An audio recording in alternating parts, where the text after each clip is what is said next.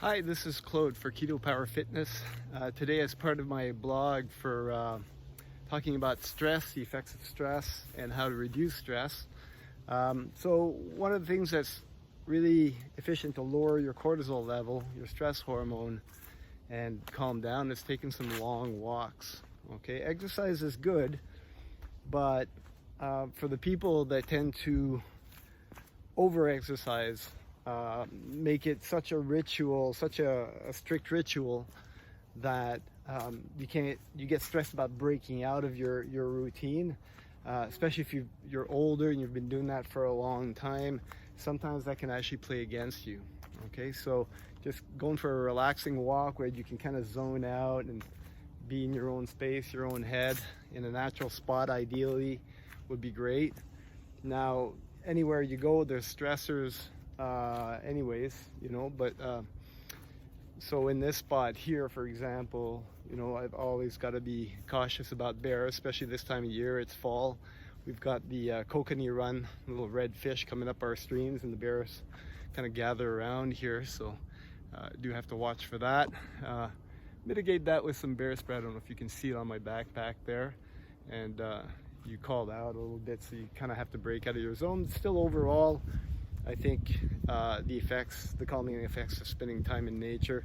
I've got my little one with me too. I don't know if you can see her there. Whoop! You can see just the top of her head. 2-month-old Dahlia. So yeah, there's some stress in my life right now. The mom's in the hospital, has been gone for about a month, and so I'm spending a lot of nights getting up and bottle feeding. But with a good strategy and a good attitude, you can really mitigate the toxic effects of stress and make things work. I'm here with my son. You can see Cosmo, our 9-month-old dog there. He's quite a big puppy for his age. So that's definitely one part. So 20 minutes, I think, minimum to really get in the zone of it. And you can probably go for an hour if you have an hour and a half. Really helps just cool things down before you get back to whatever tasks and duties that you have to get back into, right? It'd be great to be gone for a month in a vacation, but that's not always possible for everybody. So this is a nice little spot here, Tum Tum Beach they call it. And this is luckily just pretty much in my backyard there. I'm about 10-15 minute walk from my place, so I'm lucky that way. Here comes other dogs. Should be a little bit of dog action. Just kind of watching dogs play can be a really relaxing thing as well. So that's stage one. The other stage is some short but intense exercise, and we'll cover that when we get a little closer to the park as well. All right, have a good afternoon, everybody.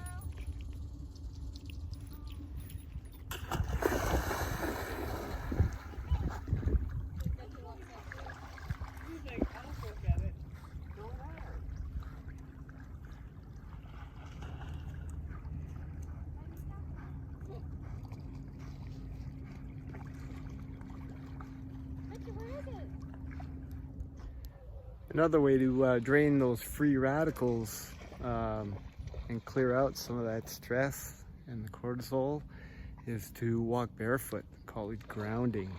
Ideally, if you've got a little muddy beach there with wet sand, that works really, really well. So just show you here.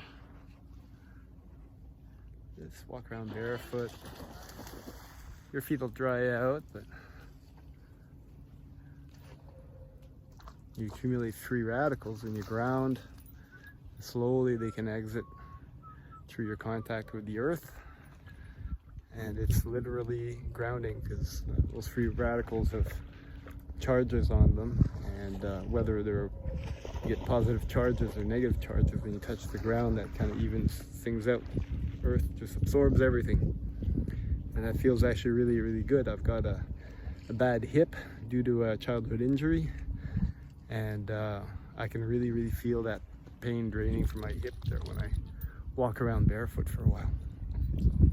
Highly recommended. Feels really, really nice, especially on a nice day.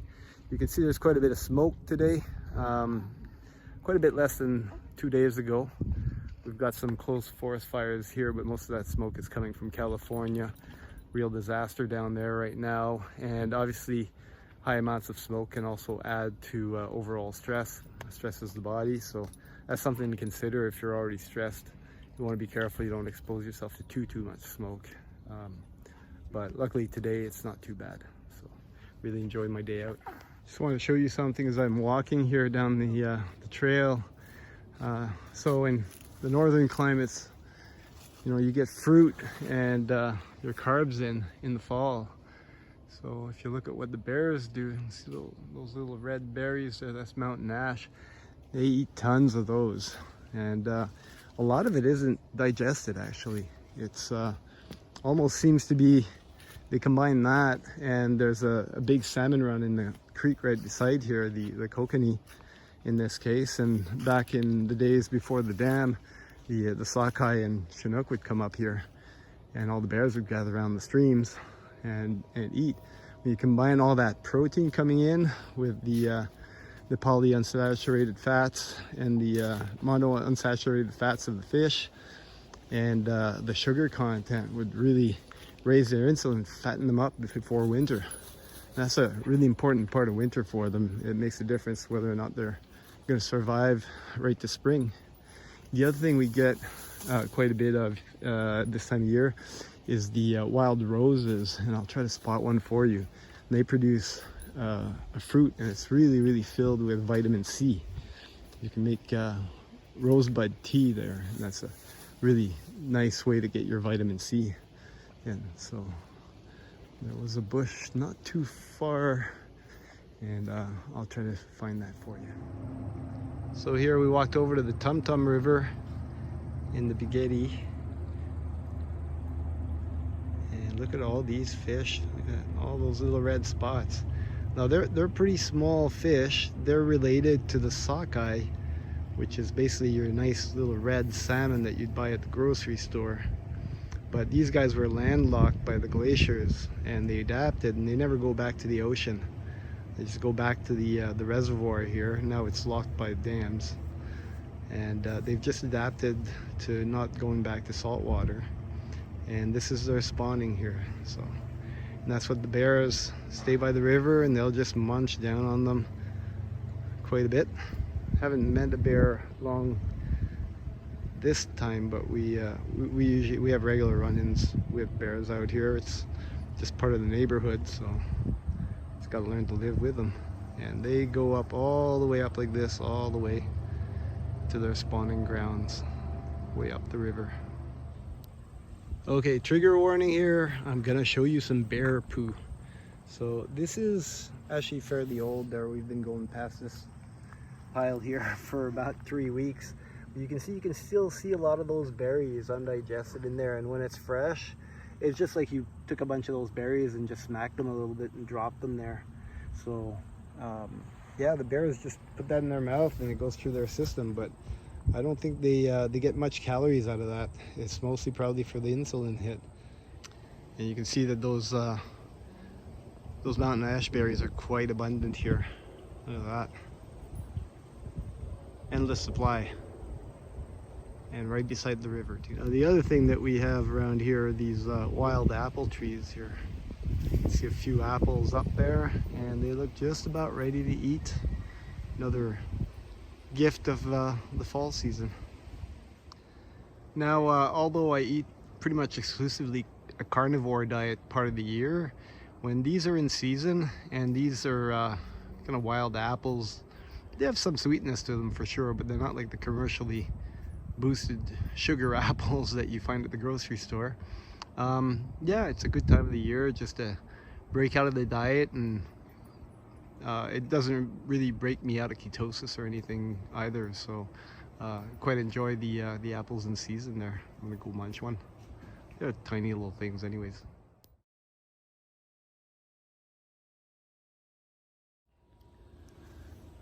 Alright, so there's my apple tree. Look at these little things here. Okay, now these aren't like totally wild. There used to be orchards really long time ago out here, but this is basically what an apple looks like when it's not totally boosted in a farm. So this is just growing wild and kind of feral tree here. There you go. And Mr. Keto Power is going to eat an apple. It's not supposed to be keto, but if you're metabolically healthy, you can tolerate, you know, the odd fruit like that, and it's totally fine for you.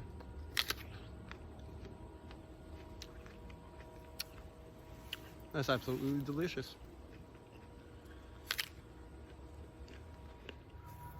All right, so I'm just coming up to the park here, heading back home, and what I like to do when I come back home here is stop by the park structure. Just do a little bit of exercise, a bit of muscle work. I don't need to do a whole lot. I'm not getting that much sleep these days, and if I just overtrain, then I'm just wasting a lot of energy, making myself worse, and that's not what you want. So just probably two sets of these very basic global exercise with body weight will maintain you and can even improve your fitness, but especially your health, especially if you have stress. I find slow movement, lots of resistance with body weight exercise combined to these nice long fun walks is the perfect way to chill out and maintain your health through stressful times, and also obviously getting sleep when that's possible. Obviously when you got a little baby with you all the time, you don't always get the sleep you need. Although I have to admit, on the keto diet, I feel like I require a lot less sleep. I can do okay on 4 or 5 hours a night. Hopefully the waking of the baby hits my proper sleep cycle, and that's ideal, but it doesn't always happen. So here are the wild roses here. So these are the rose buds from the wild roses.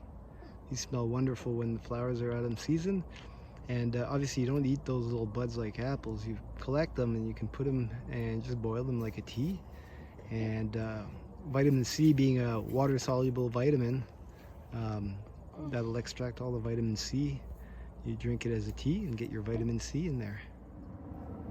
Okay, so we're at the park here. So I've got various structures I can use to do these exercises, and you know, I have to adapt to different parks. There's a picnic table down there I'll probably use. Various play structures, the swings could be a possibility, but there's always, if you use a little bit of creativity, there's always a few exercises you can do. The bench there for sure, and I'll show you that right now. All right, so I've got baby Dahlia with me in the front carrier, and I've also got my backpack on my back with the bear spray. Now I want to keep that on me while I'm doing exercise. In my case, it works. It adds a little bit more weight and it works well. If you don't want the extra weight, obviously go with a friend that can take the baby, and you can still do great exercise at the park. Okay, but I'm going to show that you can do this with the baby on here. Now in this particular carrier, the baby comes in and out the top, so you want to be careful that you don't bend forward too much, and you want to go slowly so you're not shaking baby. And that's great because that'll work your stabilizing muscles, and you also want to go slow to get maximum efficiency out of these exercises. So the first one I like to do is a push-up type exercise, and because I've got the baby here, if I go on the ground I can't go down very far, otherwise baby touches the ground, and that's kind of the end of the range of motion I've got. So I'm going to go over to the swing here, and you can see that's cupped, and I can do my exercise here. So I'm going to ask Esteban just to come over so that he sees me sideways and you see all of my body. I'll try to maintain good form as much as I can. So just hold the corners here. If you see baby's a little loose, you can tighten her up. Don't overdo it though. You don't want to suffocate baby. Just hold her nice and tight, and hold the sides nice and tight. Now you don't want to overextend your back like this. If your butt is slightly further up in the air, that doesn't really cause any problems, except that it will work your muscles a little bit differently. Ideally you want to be fairly straight. You go down slowly and back up. Okay, and that's a good way to do it. There you go. Okay, now I'm going to go to another spot say if that level of push-up is too much for me, I can do push-ups from nearly vertical, and that'll lessen the weight. So I can just hold on to these bars here and choose the angle, you know, from being too much effortless to backing up here, and I can still get a really nice range of motion and get that amplitude. So you can really use the different structures to get the right resistance for you. And ideally, if you just started, you want to get around 15 reps, 20 reps. They don't have to be maximal the first couple of weeks you do this. Just work your body into it, build that endurance, and then as you go, you can make it kind of a maximal maximum repetition that you can do around these reps. Okay. Next one is we've done some pushing. Now we're going to do some pulling to work the opposite muscle groups. So we're going to come over here. I personally like this one here, and it's really, I mean, it's one thing. I can do a few pull-ups, but I'm not going to do 15, 20 reps, especially not with baby on me and a backpack. So I can use this here and just hang off one of these. And what I like to do is just put my feet up, lean back, and then pull up.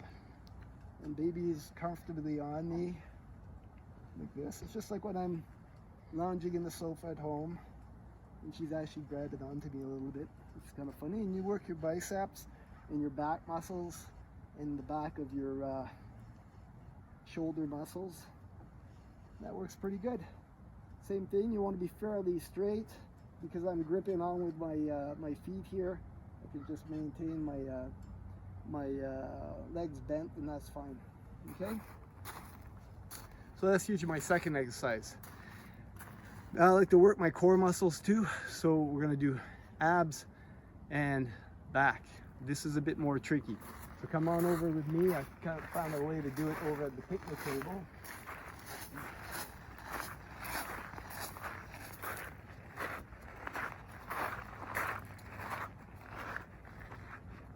So we'll start with abs. Now I could lay down and just do push-ups, do sit-ups, and that's okay. It's hard to get something to hold my feet, and because I've got this extra weight in the backpack on my back, that'd be challenging. I'd have to at least remove the backpack. Now I'm just going to leave it on. It has the extra weight, and I can lock in. In my case, the table's just the right height. If this didn't work, I'd find something else, but I can put my knees right up on the top here and lean back, and what I do is I'll just measure off, and I don't want to go up too high because then I release the abs and I lose the exercise. So I want to stay with some contraction here as I come up, and then extend to straight, and don't go too far because that'll be really hard on your lower back. Just nice and slow, and work it. If you want to put a little bit of a twist into it, you reach over to one side, reach over to the other, like this. And you can do a number of these, and I can really feel it working in my abs, right from the junction on the pelvis to the top of my sternum. Because I don't ever come back down to the ground, right? So I got to maintain that contraction on my abs here. Okay, so that's another one. Now for the lower back, a couple of things you can do. So you can do it just from a stand-up position. Find a little spot on the ground here. Hold baby. Bend the knees. Just bend forward and back up. Not up all the way. So that's one way to do it. Okay, and you're just kind of pulling baby up. If you want a bit more weight, just lift baby up a little bit at the end. Okay, now the problem with that one is that you're getting the maximum amount of tension when you're down here and your back is extended. So we're going to do the opposite here off the table, but it's a little tricky. So I'm going to tighten up the top part here of baby. Don't overdo it again. Make sure you got room to put a hand in there. Baby's still sleeping. She's starting to wake a little bit. And make sure you free up her feet as well. Okay, so you want to hold the head here and get into position like this. The feet are out and my feet are up against the table. And I hold baby the whole time. And we go down and then back up.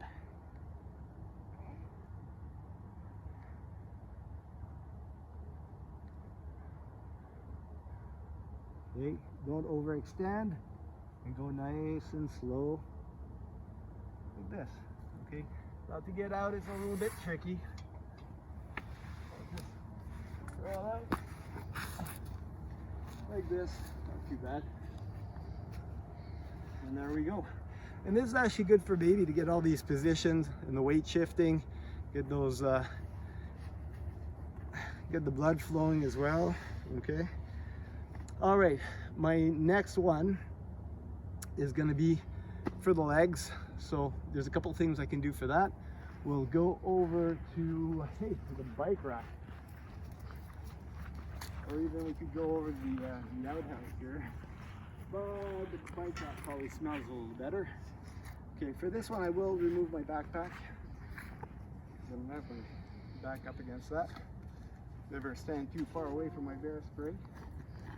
Okay, and I'm just going to come down here and hold a chair position, and what I can do is bring one leg in and then lift the other one, so I've got maximum contraction on here, and I'll hold that, say 10 seconds, and I can put my foot back down and come down and hold that again 10 seconds, and then I come back up and I'll do the same thing on the other side. Hold that. This is my injured leg, so it's a little bit weaker. Take the 2 feet together, come down, and hold. That'll work my quadriceps, as well as stabilizing in several areas. And then the other one that I like a lot is the lunge. Okay, so I'll take a few steps forward and a few steps back to work both sides.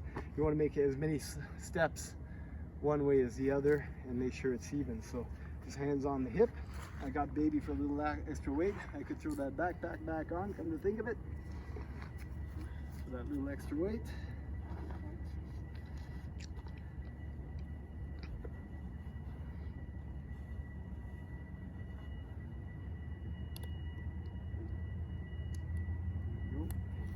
Okay, so this and then, and another step and then.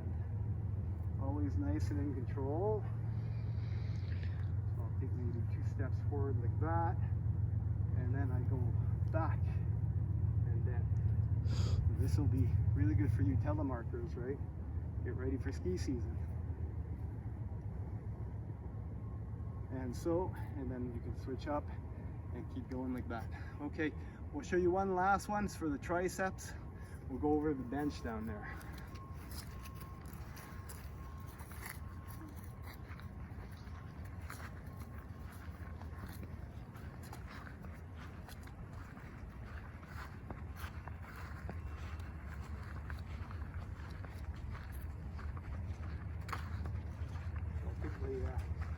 The backpack off again.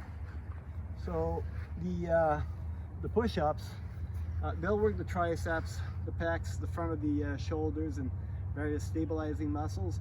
I find I don't get quite enough of a tricep workout. So here's a really easy way to do a tricep workout. You start by sitting on the bench, nice and comfortable. Put your feet ahead of you, hands on both sides, and come forward a bit. And then you just drop down, push forward, and back up. And I can easily do this with baby on me. Adds a little bit more weight, and as baby grows, well, resistance gets more and more. So I just get stronger and stronger. Right? You don't want to lock at the top. You want to come close and then come back down. So.